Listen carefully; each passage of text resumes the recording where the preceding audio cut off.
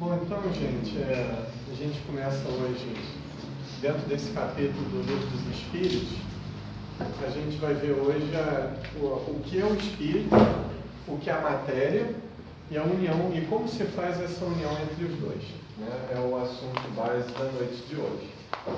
Para a gente começar,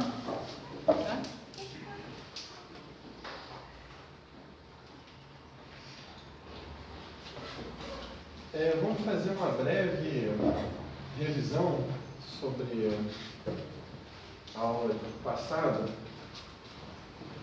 porque os espíritos não se cansam em dizer que não é no nosso mundo de provas e expiações que a gente vai conseguir compreender toda essa complexidade do início das coisas, né? De como a matéria foi iniciada, de como foi criado o espírito. Então eles deixam isso bem claro, que não é nesse estágio de consciência que a gente vai conseguir compreender essas coisas. Ainda que a gente possa teorizar, ainda que a gente possa usar a intuição para ir um pouco mais além, mas nós temos determinadas limitações nesse planeta, né? Então é só a gente revisar um pouco da aula passada. E o que nos falta para que nós possamos compreender essas coisas? Nós temos a ciência que está avançando de um tal ponto que está cada vez mais chegando ao domínio espiritual. Então, eu não tenho a mínima dúvida que no máximo de 30 a 50 anos, realmente a ciência vai conseguir comprovar os princípios espíritas de uma forma experimental. Então isso está chegando muito perto de acontecer, e quando acontecer vai ser um novo degrau na escala da humanidade. Então mas o que nos falta realmente para compreender o que o livro dos Espíritos chama de mistérios? É que na verdade não são mistérios, são leis que nós ainda desconhecemos. Falta a nossa maturidade consciencial, que é elaborada através do amor, do autoconhecimento e da reforma íntima. Falta esse degrau para o ser humano. Porque o Evangelho de Jesus, sem nenhuma metáfora, ele é o passaporte para essa compreensão desse princípio das coisas. Quanto mais o ser humano ama, mais ele cresce em poder consciencial e mais ele vai abranger porção maior dessa realidade. Então, isso é muito interessante também nessas questões da 17 a 36 que a gente propôs ler para essa aula de hoje, né? Então, só reiterando, até para as pessoas que não vêm ao curso e que vão nos assistir na internet, o nosso método é o seguinte: nós estudamos as questões em casa, determinado número de questões sobre determinado assunto, e eu trago aqui o resumo disso e as coisas que não estão escritas no livro dos Espíritos, e também as conquistas que a ciência já nos proporciona, né, na nossa atualidade do conhecimento, sempre procurando atualizar os conceitos que foram deixados por Kardec no século XIX. O campo da ciência e a limitação evolutiva natural imposta pela lei divina ao ser humano. Então, o Livro dos Espíritos é muito taxativo em relação a isso. A ciência acadêmica, ela ainda não tem condições de abranger determinados campos da pesquisa, sobretudo espiritual, por faltar aparelhagem para isso. Kardec ele é muito enfático na Gênese. Ele diz que a ciência acadêmica, a alçada dela é o estudo das pesquisas referentes ao campo material.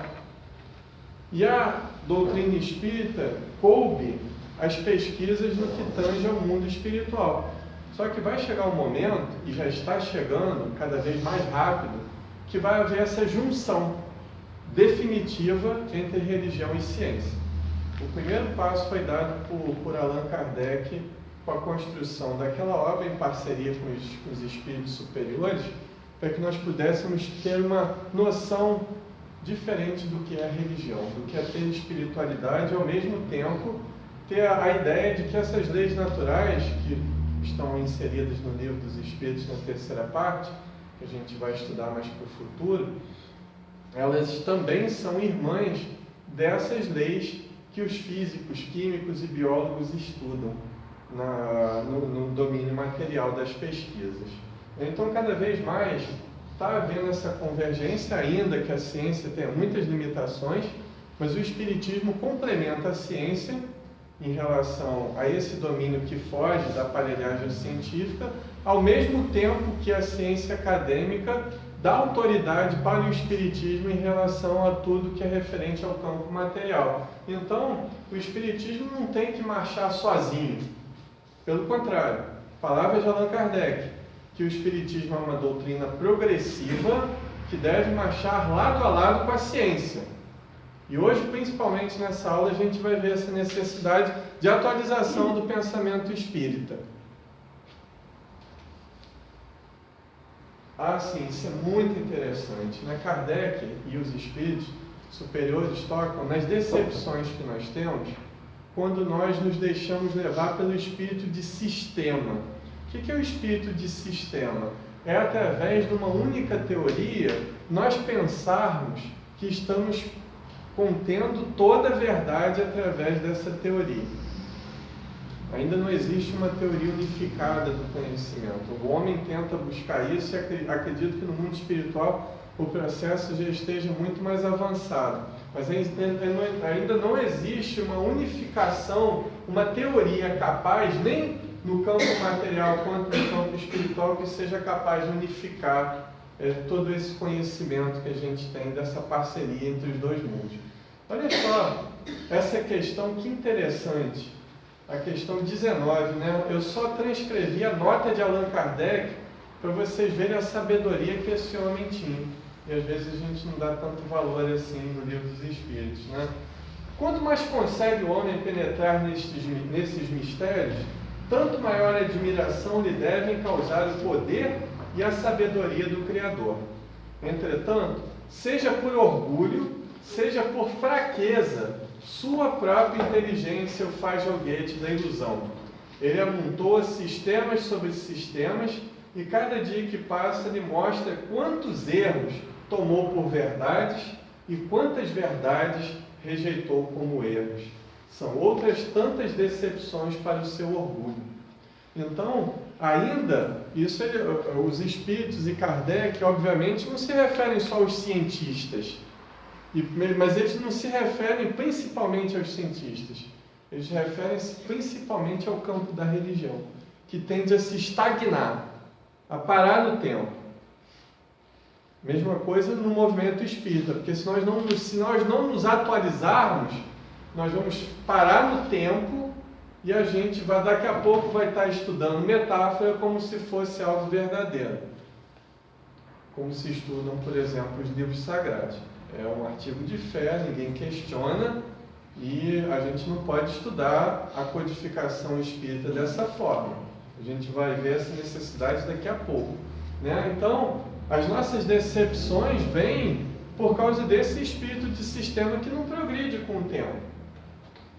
Um exemplo, a sociedade de 50 anos atrás não é a mesma sociedade de hoje.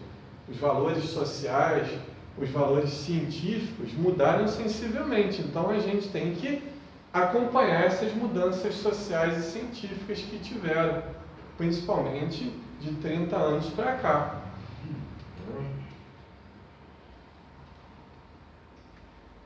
Sim, isso é muito interessante. Na questão número 20, o Kardec pergunta, né, até que ponto vai a ciência, até que ponto vai o campo da ciência? E os espíritos respondem que aonde a ciência não pode chegar, a mediunidade é um auxiliar. Exemplo, Ernesto Bozano, num livro chamado Enigmas da Psicometria, ele diz que através de leituras energéticas sutilíssimas, que alguns sensitivos, para que vocês entendam, médiuns têm capacidade de fazer, muitas vezes através de uma pedra, de um pedaço de madeira ou de um mineral qualquer, ele consegue, através da leitura daquelas camadas energéticas, estudar um pouco da geologia do local onde foi encontrado aquele objeto. Então, a mediunidade ela pode ser um poderoso auxiliar, por exemplo, na reconstituição da história humana.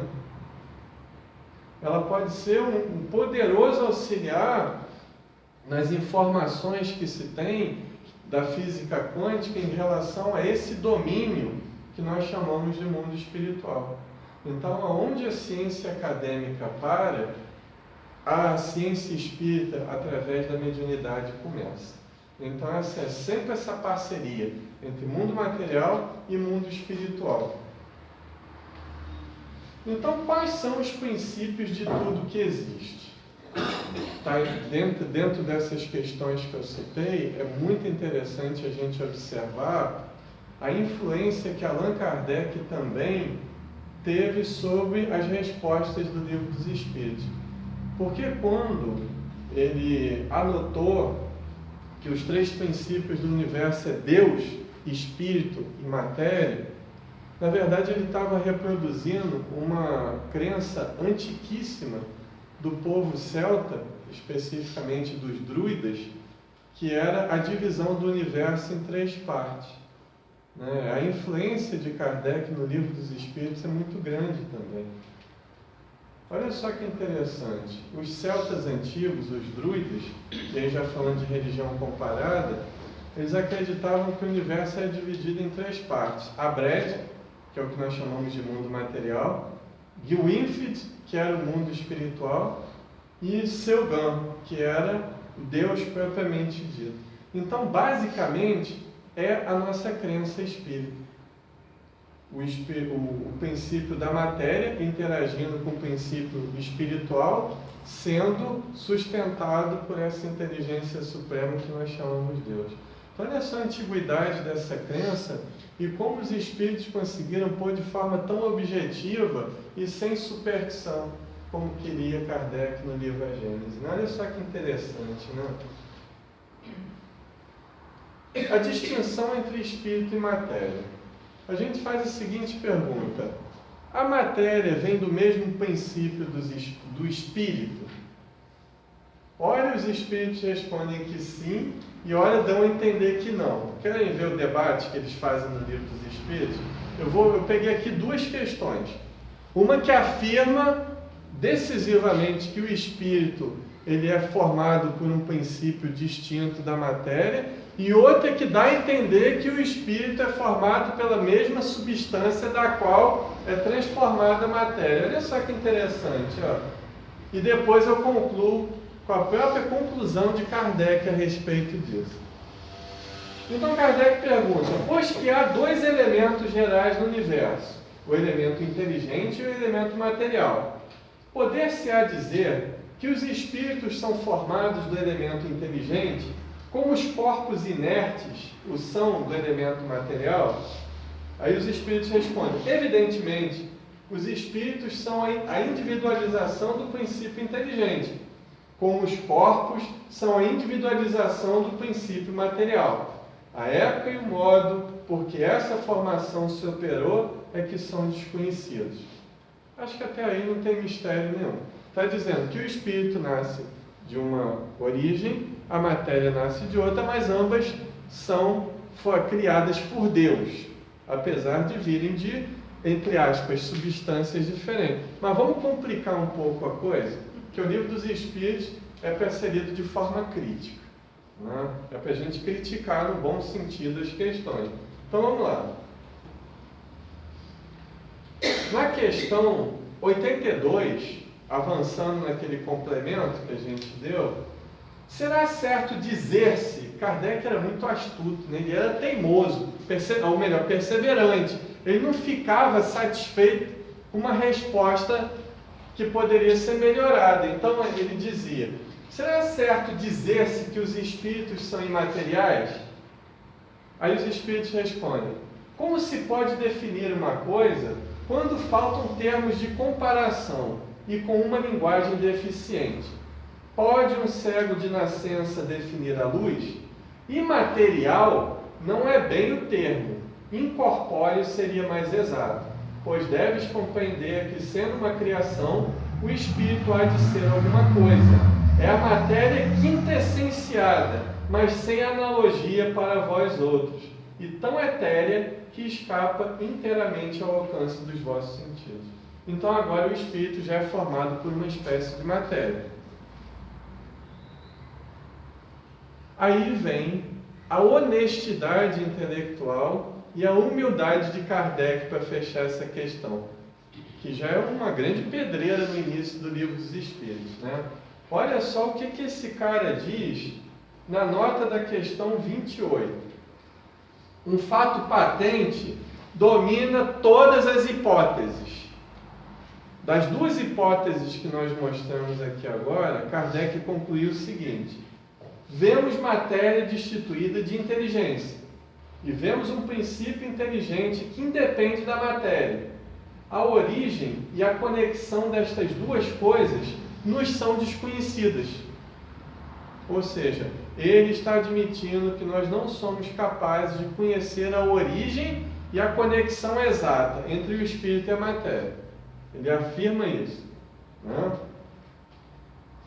Se promanam ou não de uma só fonte, se há pontos de contato entre ambas, se a inteligência tem existência própria, ou se é uma propriedade, um efeito, se é mesmo, conforme a opinião de alguns, uma emanação da divindade, ignoramos. Mesmo diante de todas as informações dos espíritos, Kardec, com humildade, falou: nós não temos condições de saber disso ainda. Isso só faz 170 anos. Acredito que não tenha mudado tanta convicção assim em relação a essa questão da interação entre o espírito e a matéria em 170 anos apenas, que é um lapso de tempo para o mundo espiritual, não? Mas aí vamos lá. Elas se nos mostram como sendo distintas. Daí o considerarmos-las formando os dois princípios constitutivos do universo. Vemos acima de tudo isso uma inteligência que domina todas as outras, que as governa, que se distingue delas por atributos especiais. A essa inteligência suprema é que chamamos Deus. Aí Kardec já nos deu a certeza que acima do espírito e da matéria está Deus. É a única certeza que Kardec deu nesse sentido. Então, isso é para a gente debater depois, eu só estou provocando. Fluido cósmico universal ou energia fundamental. Isso é a coisa... Está gravando, né? Eu não posso usar uma palavra pesada. Isso é a coisa mais complexa que existe no movimento espírita. Uma das coisas mais complexas, né? Porque, na verdade, fluido, à luz da ciência atual, não pode ser considerado como energia. Ah, mas Kardec usou a palavra fluido espiritual. Mas acontece que André Luiz disse que existe uma matéria mental que é formadora de todas as transformações do fluido cósmico, ou melhor, dessa energia fundamental no mundo espiritual. E André Luiz disse mais ainda no livro Evolução em Dois Mundos, que existem átomos espirituais, que existem partículas formadoras dessa matéria que, de certa forma, também se condensa no mundo espiritual, num nível diferente do nosso. Mas também ela sofre transformações. Então, se a gente for realmente quiser seguir Kardec nesse sentido, do andar lado a lado com as conquistas científicas, a gente tem que revisar nossos conceitos a respeito do capítulo 14 do livro A Gênese, quando fala da teoria dos fluidos, que na verdade não são fluidos, é energia. São transformações da energia. E eu vou provar isso cientificamente agora. O que é um fluido à luz da ciência atual? Fluido é qualquer corpo material capaz de se adequar a um recipiente. Exemplo, líquido. Você põe a água dentro de um copo. Ela se adequa a esse recipiente. Portanto, ela é um fluido. Quando você vai completar lá o fluido do carro, você fala, eu quero um fluido de freio para completar o recipiente do meu carro. Porque ele é fluido. Ou um gás, que também pode ser fluido. Ou a matéria num quarto estado, que agora está sendo de uma forma mais divulgada e pesquisada, que é o plasma, ou plasma gel, que também, de certa forma, ele se comporta como uma matéria fluida. O que é uma coisa fluida? É uma matéria plástica que se adequa a determinado tipo de recipiente. É o que a física atual nos explica. Portanto, se você usa fluido cósmico universal, você está dizendo que é uma energia densa, uma matéria condensada que se adequa ao recipiente, o que está completamente errado à luz da ciência. Aí a gente vê o conceito de energia à luz da física. Energia é a capacidade de gerar trabalho. O que é trabalho na linguagem física? Trabalho é quando uma das 4 forças ela é capaz de deslocar um corpo inerte. Exemplo, bastante prático. Se você sobe num prédio e pula, você não vai cair para cima. Você vai cair para baixo, logicamente, mas tem uma explicação física. Porque o teu corpo, ele vai ser deslocado pela força gravitacional. Ou gravitação universal, que é uma das forças. Aliás, é a força mais fraca que existe, em termos universais conhecidas, é a força gravitacional. Mas você ainda tem a força eletromagnética, que a gente não dá muitas vezes se dá muito conta dela, mas se você botar um dedo numa tomada e tomar um choque, você vai ver que potência que tem aquela força elétrica ou eletromagnética. Ainda temos a questão da força forte e da força fraca, que são forças que acontecem a nível do interior do núcleo atômico. Aí a gente fala assim, mas que aplicabilidade tem essas forças? A energia nuclear, por exemplo. Uma explosão nuclear, ou as explosões que acontecem a nível interior do Sol, são baseadas nessas 2 forças, na força forte e na força fraca. Hoje em dia já se estuda até o que eles chamam de superforça, que seria uma única força que se comporta de 4 formas diferentes. Mas para a gente aqui o que vai interessar realmente que essa capacidade de gerar trabalho, de uma força dessas deslocar um objeto, ela tem que ter uma causa. E essa causa é desconhecida no campo material. Nem os físicos quânticos ainda conseguem explicar isso.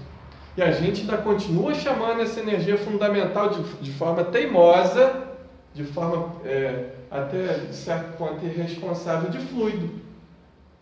Quando na verdade fluido é já um estado da matéria condensada. Mas Kardec fala fluidos espirituais. Mas existe matéria também, de certa forma, condensada no mundo espiritual. Os espíritos no mundo espiritual têm cadeira, têm mesa, eles comem. Se bobear, deve ter até um Flamengo lá, se Deus quiser. Né? São coisas assim que a gente guarda uma esperança muito firme, né? Quando desencarnar, né, dona Conceição? Né? Então, gente, vamos, se a gente acompanha a ciência, vamos acompanhar a ciência. Vamos fazer o que Kardec diz. Vamos atualizar. Porque isso não é vergonha para Kardec. Pelo contrário, ele deve estar feliz quando a gente consegue interpretar o pensamento dele contextualizando para essa época. Então não é um fluido cósmico universal, é uma energia fundamental geradora de todas as outras, que a gente vai ver daqui a pouco. Quando a gente vê os estados da matéria agora, entendeu? Mas vamos lá. Vamos ver o que seria o fluido.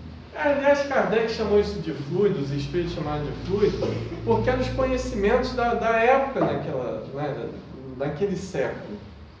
Porque, na verdade, a palavra energia, ela não existia nesse contexto da física clássica ainda. Foi só quando Albert Einstein conseguiu elaborar aquela famosa equação, né, que energia é igual a massa vezes o quadrado da velocidade. Se se vocês verem como Einstein chegou nessa conclusão, a gente praticamente pifa o nosso cérebro, né? Não tem condições de entender aquilo. Até hoje já tem as chaves para entender, fica difícil para entender. Ele tirou aquilo de uma intuição, se vocês não sabem, né? Aquilo veio do mundo espiritual, veio por intermédio dele, mas veio do mundo espiritual. Portanto, ele foi médium dessas novas descobertas da física, que os espíritos querem que nós tomemos posses delas, né? Então, dizem lá os espíritos no século XIX, ao elemento material se tem que juntar o fluido universal, no século XIX, que desempenha o papel de intermediário entre o espírito e a matéria propriamente dita, por demais grosseira, para que o espírito possa exercer ação sobre ela, embora, de certo ponto de vista, seja lícito classificá-lo com o elemento material. Ele se distingue deste por propriedades especiais. Esse fluido universal, ou primitivo, ou elementar, sendo o agente de que o espírito se utiliza, é o princípio sem o qual a matéria estaria em perpétuo estado de divisão e nunca adquiriria as qualidades que a gravidade lhe dá. Entende? Então, essa energia fundamental, ela faz a união entre o espírito e a matéria. Sem essa energia fundamental, por exemplo, não existia o perispírito, não existiria a reencarnação, não existiria nada, nem no domínio espiritual, nem no domínio material, né? Isso é muito importante para a nossa crença, né? Para as nossas certezas de que existe um mundo espiritual. Aí vem a matéria, né? Que é o princípio estudado nessas questões de 17 a 36. Sobre a criação da matéria, aí vem uma outra pedreira. Deus é eterno. A gente viu na aula passada, ele não teve nem início e nem fim. E a matéria é eterna ou ela é finita? Ela teve um ponto de início. Mas aí nem os espíritos não conseguem responder isso, porque eles falam, Deus jamais esteve inativo. Mas antes dele começar a criar a matéria, o que ele fazia? Quem é capaz de responder? Então nós podemos até criar sistemas teóricos a respeito disso. Nós vamos esbarrar nas nossas limitações evolutivas atuais. A gente se baseia, inclusive, num universo 3D. Mas já se fala até em quarta dimensão e se fala até a 11ª dimensão na teoria das cordas. Ou seja, admite-se até 11 dimensões no campo da matéria condensada por alguns físicos. Eles admitem, através de cálculos, a necessidade de 11 dimensões dentro desse campo material, sem contar o domínio espiritual.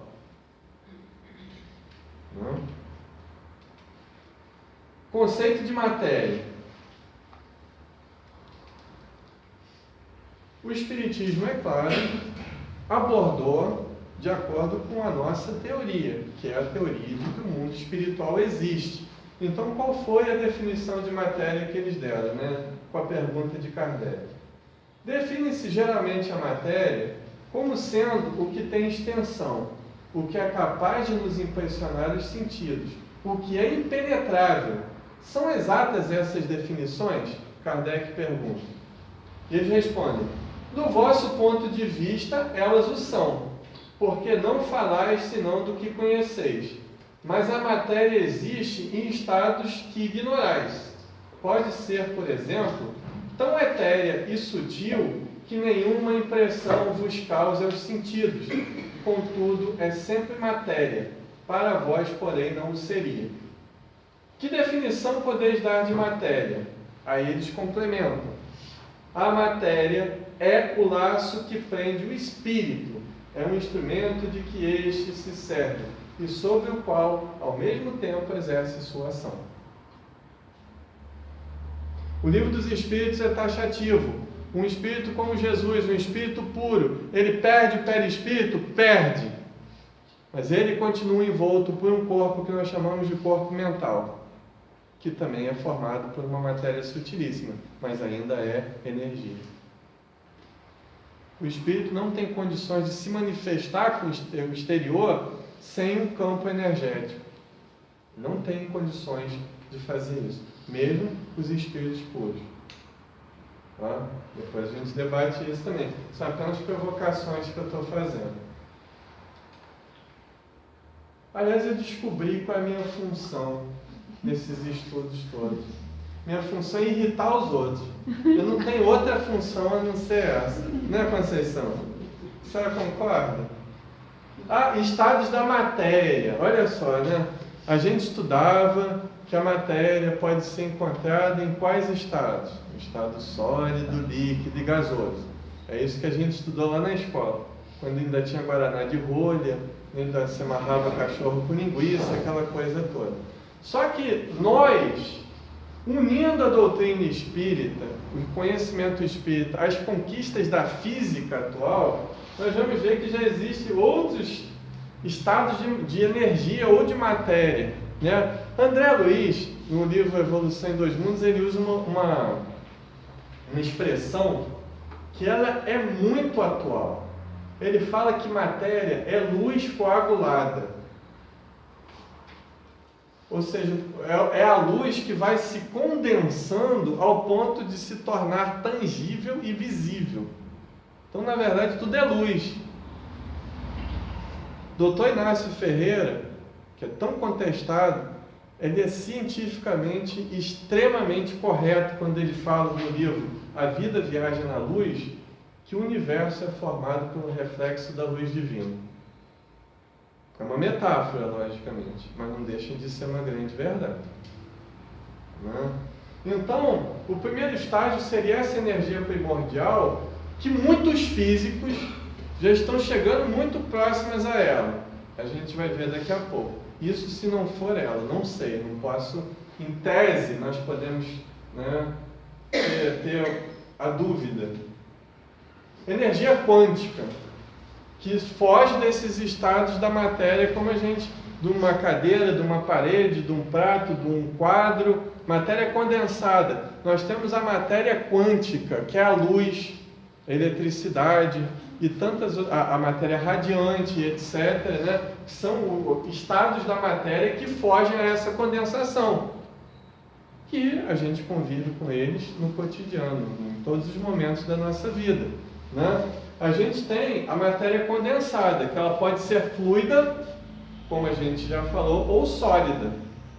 E a gente tem um quarto estado que está sendo estudado há alguns anos atrás, que se chama plasma. Já viram aquelas bolas que saem aqueles raios? Fica assim, zoom, assim, aquele negócio dentro da bola. Aí você põe a mão, aí muda os raios, aquela coisa, aquilo são plasmas. Eles formam íons e prótons livres dentro daquela bola ali. Ele não pode ser considerado um gás porque ele tem transformações atômicas diferentes da que os gases apresentam sob determinada pressão, volume ou temperatura. Ele não pode ser considerado um gás, mas ele também não pode ser considerado uma matéria sólida. Então ele é um estado intermediário. Ele é um plasma. E esse plasma também, já existe um estudo no mundo espiritual a respeito disso, né? Que não vem ao caso agora. Então são esses 4 estados básicos da matéria. A energia fundamental, o antigo fluido cósmico, né? A energia quântica, a energia condensada e o plasma. Isso para resumir tudo que a gente está falando. Mas vamos lá. Existe o vazio no universo? O que vocês acham? Não? Então tá. Certíssimo. E o Livro dos Espíritos, eu chamo a atenção para isso. O Livro dos Espíritos, há 170 anos atrás, ele fala de 2 tipos de matéria, uma energia, propriamente dita, e de uma matéria que são chamadas de matéria escura e energia escura. E o Livro dos Espíritos já fala nisso há 170 anos atrás. né? Querem ver um quadro que eu tirei de um site de física? 4% do universo, 4% do universo conhecido apenas, é formado por essa matéria que a gente estuda nesses 3 estados: o plasma, o sólido, né? E a energia quântica. Formada, essa é a chamada matéria bariônica, né? A matéria resultante da explosão de estrelas. Aliás, vocês sabem que todos os elementos que nós temos no planeta Terra, inclusive no nosso corpo, eles são derivados da explosão de estrelas. Vocês sabiam dessa? Portanto, nós somos filhos das estrelas, inclusive pelo corpo físico. Nós somos o resultado da explosão dessas estrelas, né? Então, 4% apenas dessa matéria que é estudada pela ciência acadêmica, ela é bariônica, mas tem 26% de uma matéria que não interage com ela e não interage com si própria sequer, que se chama matéria escura. E ainda tem um tipo mais sutil de energia no universo, que ela só pode ser ainda teorizada, mas nem sequer pode ser calculada, apenas por índices aproximativos de estudos com a matéria escura que ela pode ser teorizada, que é a energia escura, que supõe-se, pelas mentes mais brilhantes do nosso planeta em termos de mundo material, que ela forme 76% do nosso universo. Então, dos 100% dessas transformações da energia fundamental, a gente só tem condições de estudar 4% até agora. Os outros 76% a gente não sabe nem se realmente é uma verdade, porque é uma cogitação teórica apenas da física. Pressupõe-se que essa energia escura é o que faz acontecer realmente a expansão do universo, que a gente chama de Big Bang. Ela é o combustível para que essa expansão continue, né? Porque, segundo a teoria, o universo explodiu, ele era muito menor do que um átomo, e ele explodiu, ainda está em expansão, ele vai começar a entrar em introversão, até que ele forme um movimento contrário e volte a ser novamente microatômico e depois volte a explodir novamente. Essa é a teoria da ciência, né? Mas mesmo assim, a gente sabe muito pouco sobre isso ainda no nosso planeta, né? Nem espiritualmente, nada, não há nada em termos de comunicação mediúnica que tenha ultrapassado o livro dos Espíritos a respeito dessas transformações da matéria. Nada. Pelo menos que eu conheça. Se alguém conhecer, por favor. Então, pense bem de como nós somos insignificantes ainda e como, ao mesmo tempo, como nós somos importantes. E às vezes a gente pensa que já conhece tudo. Eu já li o livro dos Espíritos uma vez, já conheço todos os segredos do universo. Lê do engano, né? Então é complicado isso. Ao infinito tem fim, né? Aí, por exemplo, a gente vai, aqui acaba o universo, né? Aí depois dessa linha aqui a gente pisa, cai num buraco negro, alguma coisa assim, não, num buraco de verme, etc. Os espíritos não respondem. Eles dizem que tudo que é desconhecido para nós é infinito, mas que a razão nos diz que há alguma coisa além, porque não existem vazios no espaço, no universo. Provamos agora com a matéria escura, que forma 26% do universo observável, e com os 76% da energia escura, que nem sequer ainda pode ser cogitada na prática. Querem uma prova de que os espíritos não querem enlouquecer a gente? Quem quiser se enlouquecer sozinho, inventar teorias fantasiosas a respeito disso, não tem problema nenhum, é um direito que a pessoa tem. Agora, olha só que complicado. Você pega uma nave, que a tecnologia terrena não tem nem condições de fazer isso ainda, uma nave que consiga viajar na velocidade da luz, que são 300 mil quilômetros por segundo. Já pensou com vocês? 300 mil quilômetros por segundo? eu ia chegar lá no Canadá em menos de, né, em um lapso de tempo, né? Então, é muita coisa, gente, 300 mil quilômetros por segundo. Se você pegar essa nave e viajar da Terra para o Sol, você vai levar 8,3 minutos na velocidade da luz para chegar no Sol. Mas vamos lá. Na Alpha Centauri, que é uma das estrelas mais próximas do nosso sistema, você com a mesma nave, você vai ter que viajar 4 anos-luz. 4 anos viajando na velocidade da luz a 300 mil quilômetros por segundo para chegar nessa estrela. É coisa para diabo. Mas vamos lá.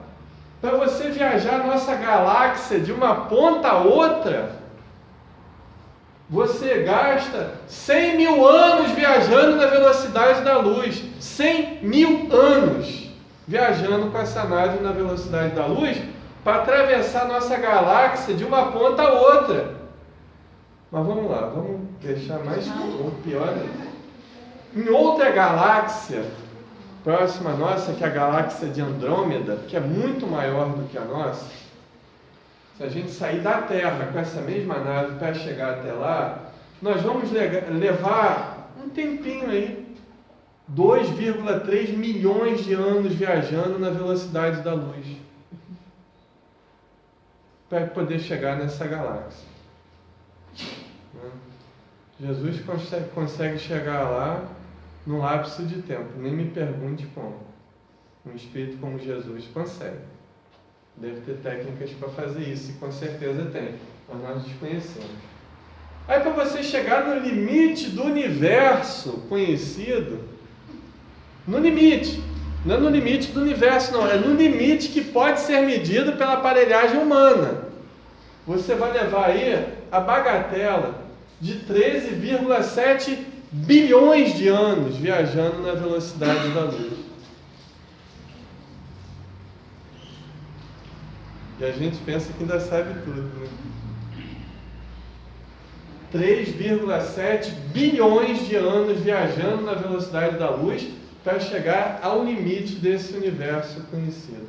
E a gente ainda quer compreender essa primeira parte do Livro dos Espíritos no estágio que a gente está vivendo agora de consciência. Deu para ter ideia da complexidade que é? Eu só queria deixar esse desespero na cabeça de vocês. Só não se matem, pelo amor de Deus, né? Não é a função. E o Espírito? O que é o Espírito? Quando vocês estudarem o Livro dos Espíritos, leiam, porque aqui a gente não vai ler, leiam em casa. Eu sei que tem pessoas que não leem, né? Mas leiam. Não vou te citar nomes, não. Leiam assim, devagar, né?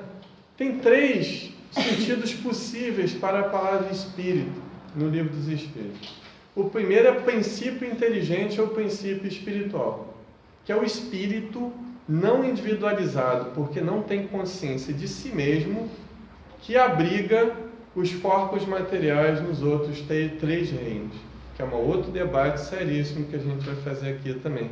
Se é realmente nos 3 reinos, ou se é no reino vegetal e é no reino animal, ou se é somente no reino animal que o princípio inteligente abriga esses corpos materiais.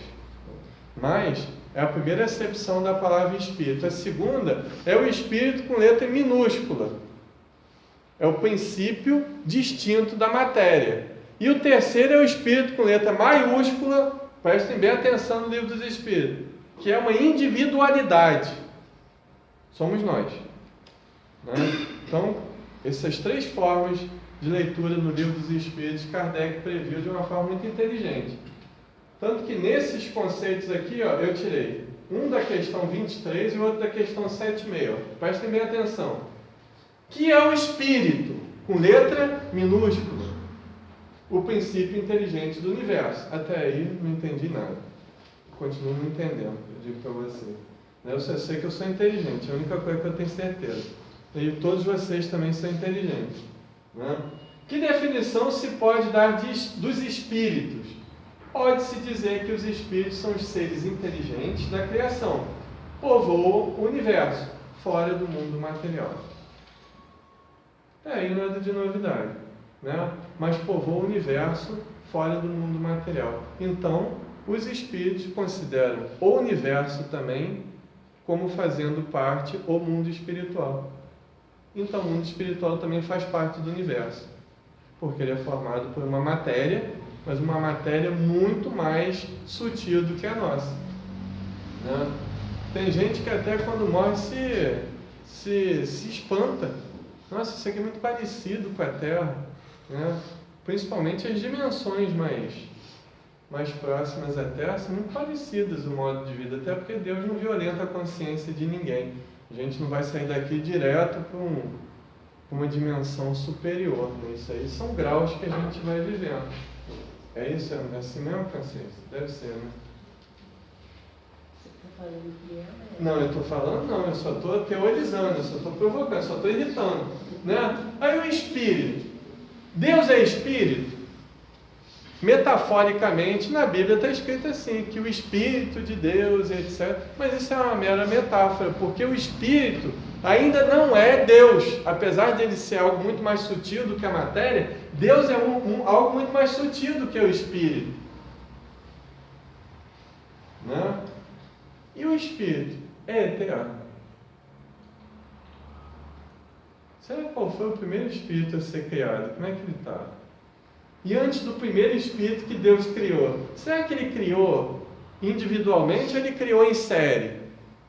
Como na Revolução Industrial? Não sabemos, né? É uma coisa que foge à nossa mente, né? Outra coisa,